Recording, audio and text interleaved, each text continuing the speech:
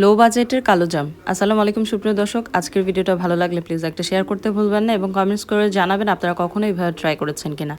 Half cup সুজি নিয়েছি, সুজিটাকে 5-7 মিনিটের মতো ভেজে 1 কাপ পরিমাণ লিকুইড দুধ দিয়ে এভাবে একটা ডো রেডি করবো। একদম শুকনো হয়ে যাবে, ডোর ফর্মে চলে আসলে চুলা থেকে নামিয়ে নেবেন। এপাশে হচ্ছে শিরাটা করতে হবে। শিরার জন্য আমি 1 কাপ চিনি দিচ্ছি, 1.5 কাপ পানি দিয়েছি, টোটাল 2টা এলাচ দিয়ে ভালো করে একটা পাতলা শিরা হলে নামিয়ে নেব। এবার ডোটাতে গরম গরম থাকা অবস্থায় 2 চামচের মতো পাউডার দুধ দিবেন, হাফ চামচের মতো ঘি দিবেন, আর হচ্ছে 1 চামচের মতো বেকিং পাউডার। ঘি বেশি দিতে যাবেন না, তখন শেপ দিতে প্রবলেম হবে। সো এইভাবে এই শেপ অনুযায়ী আমি বানিয়েছি কালো জামের মতো। এখানে চাইলে আপনারা একটু ফুড কালারও ব্যবহার করতে পারেন, কোনো সমস্যা নেই। চুলার আঁচ যেভাবে লো করে আমরা মিষ্টি ভাজি, সেম প্রসেসে লো করে ভাজবেন, না হয় সুজিগুলো একদম ফেটে, মিষ্টিগুলো ফেটে নষ্ট হয়ে যাবে।